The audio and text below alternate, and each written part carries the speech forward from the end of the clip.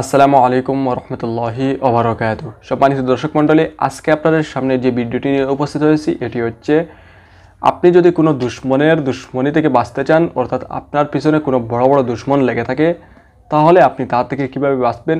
অথবা মনে করেন আপনার উপরস্থ কোনো লোক, যেমন কোনো পুলিশ অথবা বিচারপতি অথবা কোনো নেতা, কোনো মানুষের কাছে, আপনার উপরোক্ত কোনো মানুষের কাছে আপনি কোনো কিছু চাইবেন বা বলবেন, কিন্তু বলতে সাহস পাচ্ছেন না, কিভাবে বলবেন। তাহলেও আপনারা এই তদবিরটি আর এই আমলটি আপনারা করলে ইনশাআল্লাহ তার কাছে কোনো কিছু বলতে পারবেন। এবং যদি আপনি শত্রু দ্বারা আক্রান্ত হয়ে থাকেন, তাহলে শত্রুর কবল থেকে আপনারা মুক্তি পাবেন ইনশাআল্লাহ। ঠিক আছে, তো আজকের ভিডিওটি অবশ্যই আপনারা মনোযোগ সহকারে দেখবেন। অত্যন্ত কার্যকরী কোরআন শরীফের আমল দ্বারা ইসলামিক একটি তদবির আপনাদের সামনে বলে দেব, খুব ভালো ফল পাবেন। ঠিক আছে, তো আসুন আমরা আমলটি জেনে নিই। আমলটি করার সময় হচ্ছে যে কোনো সময় আপনি করতে পারবেন। তো আমলটি যেভাবে করবেন সেটা হচ্ছে কীভাবে, আসুন আমরা কিতাব থেকে সরাসরি জেনে নেই। হাকিম বা দুশ্মনের ভয় থাকলে 2 রাকাত নফল নামাজ আদায় করবে।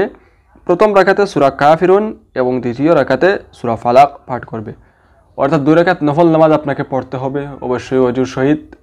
অজু ছাড়া তো কোনো নামাজই হয় না। অজু করবেন, তারপরে 2 রাকাত নফল নামাজ যে কোনো টাইমে আপনি পড়বেন। পড়ার সময় শুরুতে যখন আপনি সূরা ফাতিহা পাঠ করবেন, সূরা ফাতিহা ছাড়া নামাজ হয় না। আবার যদি আপনি, যেহেতু এখানে সূরা কাফিরুন বলছি, নামাজের খাড়া হওয়া মাত্রই যদি আপনি সূরা কাফিরুন শুরু করেন তাহলে কিন্তু হবে না। সূরা ফাতিহা পাঠ করবেন, পাঠ করার পর যখন আমরা সূরা মিলাই, ওই সূরা মিলানোর সময় আপনি সূরা কাফিরুন পাঠ করবেন। কাফিরুন পাঠ করার পর আপনি রুকুতে যাবেন, সিজদা দিবেন ঠিক আগের নামাজের মতো। পরে আপনি খাড়া হবেন, দ্বিতীয় রাকাতে আপনি আবার সূরা ফাতিহা পাঠ করবেন, তারপরে আপনি সূরা ফালাক পাঠ করবেন। ঠিক আছে, কুল আউযু বিরাব্বিল ফালাক, ওই সূরা আপনি পাঠ করে তারপরে আবার রুকু সিজদা করে সালাম ফিরাবেন। ঠিক আছে, তো যখন আপনার সালাম ফিরানো শেষ, অর্থাৎ নামাজ শেষ হয়ে গেল, তখন কি করবেন, তখন আপনি দুরূদ শরীফ কয়েকবার পাঠ করে ওই নিম্নের যে নকশাটি স্ক্রিনে আপনারা দেখতেছেন ওইটা আপনারা লিখবেন।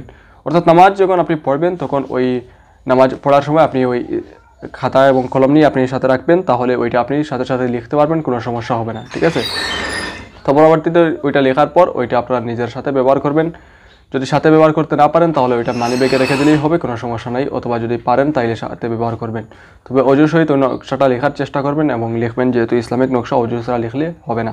ঠিক আছে, তো আশা করি ভিডিওটি আপনাদের অত্যন্ত উপকারে আসবে এবং অত্যন্ত কাজে লাগবে। ভিডিওটি শেয়ার করবেন এই স্বার্থে, যাতে করে অন্যজন দেখে এ থেকে উপকার পায়। তো পরবর্তী ভিডিও দেখার আমন্ত্রণ জানিয়ে আজকের মতো এখানেই সমাপ্ত করলাম। সবাই ভালো থাকুন, সুস্থ থাকুন। আসসালামু আলাইকুম ওয়া রাহমাতুল্লাহি ওয়া বারাকাতুহু।